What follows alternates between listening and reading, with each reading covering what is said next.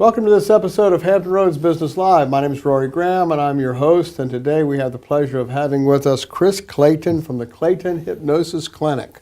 Thank you very much. Welcome here. Thank you. Thank you. It's a pleasure. I've been looking forward to this because I just find hypnosis to be a fascinating topic. It's just so unusual. Yeah. You know, I've never actually had a chance to talk to a hypnotist. Okay. So that's good. Yeah, great. I'm looking forward why don't to you it. start by giving us an overview of what your clinic does, and then we can get into some particulars on. Essentially, we use hypnosis to help people meet their goals. And goals are generally either feelings that people have they don't want to have, whether it's anxiety or depression, or sometimes things that they do want to have, like motivation to work out, or I could use that. Yeah, I think everyone could, or behaviors. Like, for example, there's behaviors that you don't want to have that you habitually do, or behaviors that you want to have more of. So essentially, my job is to use hypnosis to help people change their automatic patterns of thoughts, feelings, and behaviors. Okay, and can you explain what is hypnosis? Hypnosis is essentially a state in between being asleep and being awake. And in that, there's a window in between being asleep and being awake. And the hypnotherapist is able to use that window to directly access your unconscious. Your unconscious is just the part of your brain that is responsible for setting up these programs that are related to thoughts, feelings, and behaviors. So if you have something that you automatically do that you don't want to do, or if you have something that you would like to automatically think, feel, or do, the hypnotherapist is able to help you into that state and kind of reprogram your unconscious to give you those automatic programs. Okay, so if you're using hypnosis, let's say you're depressed, is using hypnosis to treat depression or to work with someone that's depressed, is that hypnotherapy? Yeah, it's absolutely hypnotherapy. Depression is not a problem. Depression is a symptom. If you have anxiety, like let's just say that your brain is overstressed. It's just like a machine being overstressed. If you took a car and you just started driving it, let's just say you had unlimited gasoline and you just started driving it, eventually something would break. It might be a tire, it might be the alternator, it might be anything. You don't know. It's the same thing with anxiety. If you have too much anxiety and you don't give your brain a chance to recuperate, your brain will start having symptoms. One of those possible symptoms is depression. That's essentially your brain forcing you to shut down so it can repair itself for a little while. And so if I was treating depression, someone who was diagnosed with depression, the first thing we would look at is what's creating all the anxiety. If you ask someone who's depressed, do you have anxiety? They're never going to say, no, I'm completely relaxed, I just have depression. You will never hear that ever. Okay. So the first thing we do with depression specifically is look to see how they are creating their own anxiety, and we use the hypnosis to get that under control. Okay. All right. So why did you choose the specialty of hypnotherapy? Well, I've been involved with hypnotherapy for my entire life, but I really think that the main reason that I decided to go into clinical hypnotherapy, I remember, and I've been asked the question 100 times and I've given 100 different answers, but the one thing that really stands out to me is I was doing master's work in counseling, and I remember asking my professor, how do you solve that problem? And he said, we don't try to solve problems here. We just help people cope with problems. And then 1,000 red flags that had been in the back of my mind all came to the surface, and I realized in traditional counseling and psychology, they are not trying to solve the problem. They are just trying to help you cope with the problem for the rest of your life.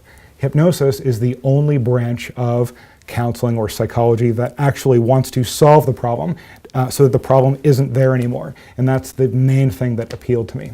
Okay, all right, good answer. Thank you.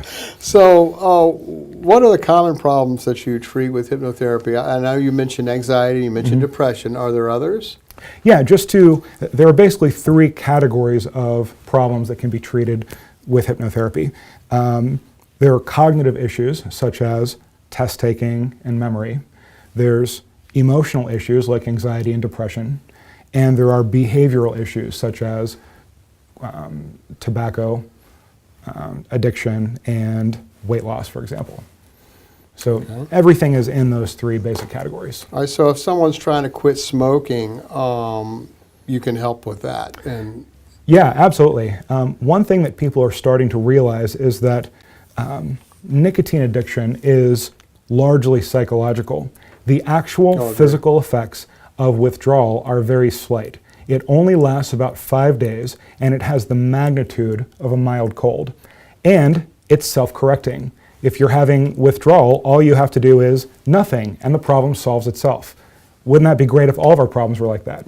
Oh, my alternator's acting up. I'll just ignore it for 5 days, and it'll solve itself. I do that, but it doesn't work. It doesn't work. That is essentially what you're dealing with withdrawal. The reason that people have such a miserable time trying to quit smoking is that they tell their brain that cigarettes are this precious substance they need to get through the day, to relax, to have stimulation when they're bored.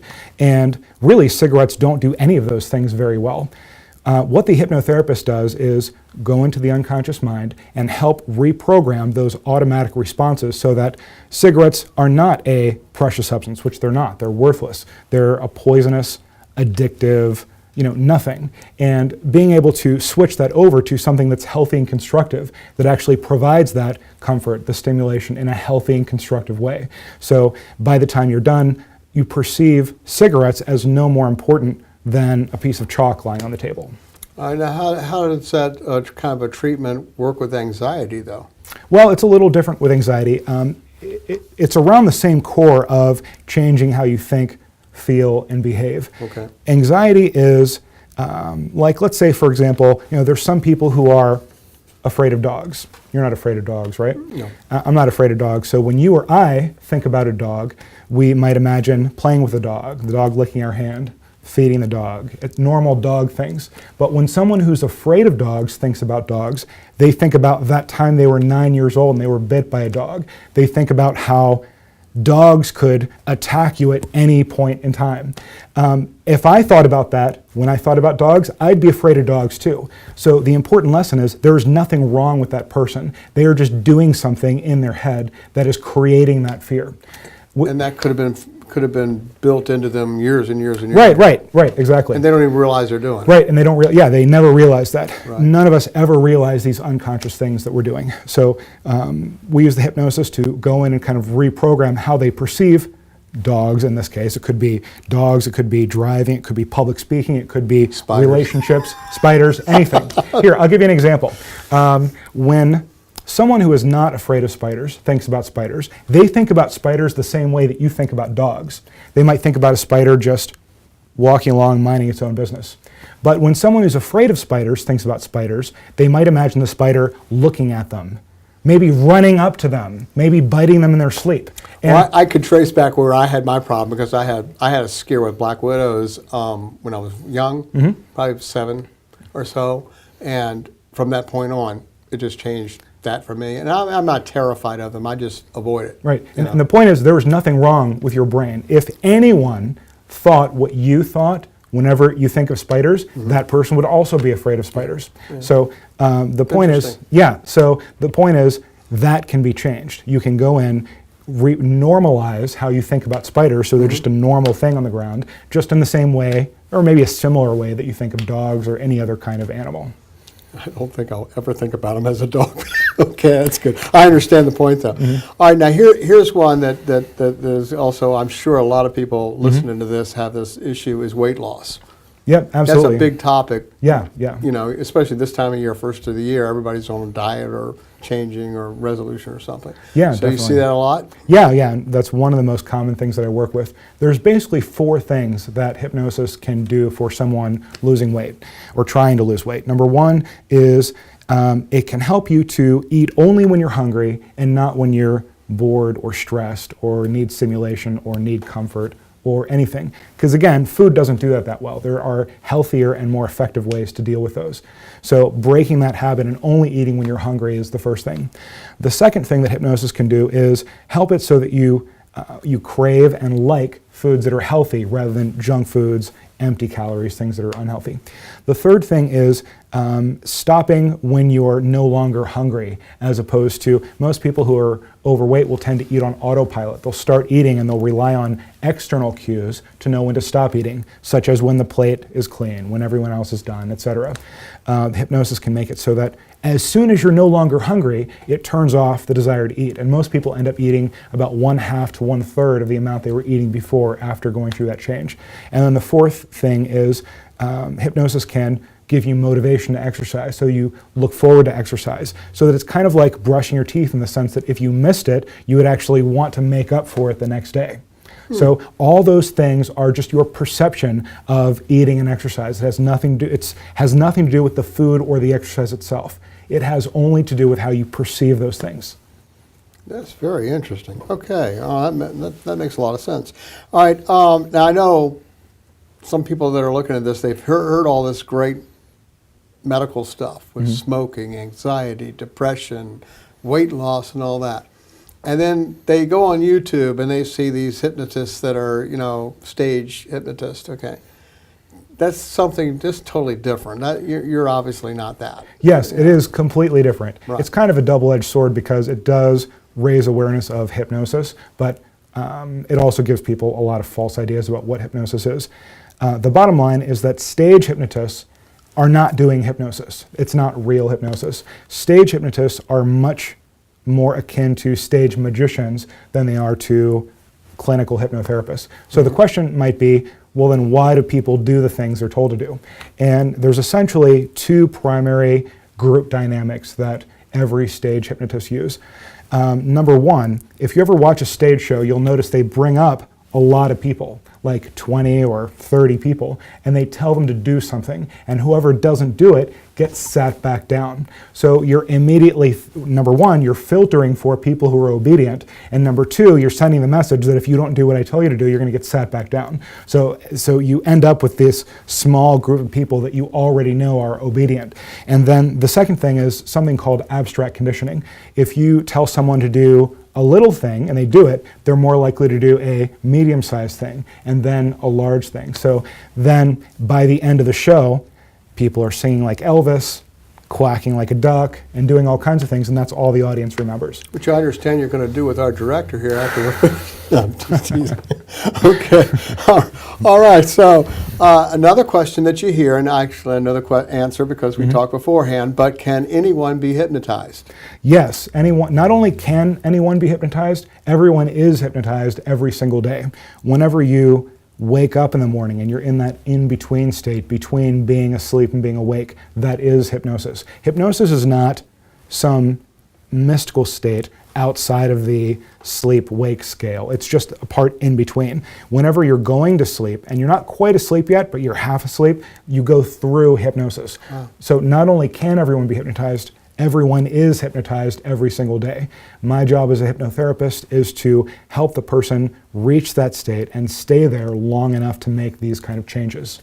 Okay. All right. This is not a question on my list initially, but for business people, do you help business people? Yeah, I help business people all the time. Probably with sales? Sales, usually, yeah, and I certainly could work with sales. Well, that's kind of what I meant. I mean, do you help them with their business to get, things that they should be doing in their business they might have a hard time with, cold calling or? Right, yeah, the number one thing is either cold calling or talking to groups. So anyone who has any kind of anxiety about public speaking or speaking to groups or even speaking one-on-one with someone, hypnosis can definitely help with that. And then the second most common thing is creating a business plan. So for example, if they want to, I have a client who likes sewing, for example, and she wants to create designs, and but she doesn't know how to do that. So we can start from the bottom and work all the way up every step that's needed to build that into a successful business. Okay, well that's interesting because we have a lot of business people that look at this and I talk to a lot of them, so it'd be very useful. Okay, so now we're going to get into something called NLP. Can you explain what NLP is? Sure. Because I think that's really confusing. People have heard the term, but not quite clear Okay, what it is. it doesn't need to be confusing at all. Okay. NLP is neuro-linguistic programming, and at its core, and there's a lot of different offshoots of NLP, but at its core, NLP is about how your thoughts affect your feelings, which in turn affect your behaviors. Kind of what we were talking about before with how someone might think about dogs will affect how they feel about dogs. So the core of NLP is about how you are currently creating your own problem with your thinking, which is great. It's always great when you find out you're creating your own problem, because that means you have control over it. So how are you creating your own problem with your thinking, and what is a better blueprint for thinking that will lead to more effective or resourceful feelings, and in turn more effective behaviors? So what hypnosis does is goes in to subconscious, I guess it's subconscious, and installs or helps create that new blueprint. Right, exactly. So the NLP is I'm really not intelligent. You just told me that before we went on. I get it though, because I didn't understand exactly how the two related. Right. But I do now. So. Yeah. NLP is for figuring out what the problem is and creating a solution. Hypnosis is for installing the solution. Right, installing the solution. Okay, that Yep, makes they a work lot of together sense. perfectly. All right, well, you're located in Virginia Beach, are you? Yes. In Virginia Beach, okay, and you've been doing this 16 years, I That, guess? it'll be 16 years in a couple days. All Yeah. right, well, is there anything I haven't mentioned that you wanted to mention? Did I leave anything out? There's 1,000 things we could potentially talk about, but I think we hit all the major things. All the major things. Okay, well, if you have a need, it could be smoking, could be weight loss, could be wanting to exercise, it could be anxiety, depression, or if you have some other need that you would like to explore this possibility, then you can contact Chris at the Clayton Hypnosis Clinic, and his contact information is at the end of this video, and it's also at the bottom of this page. And I'm sure he can help you out. It's a fascinating field, and he certainly is an expert in it.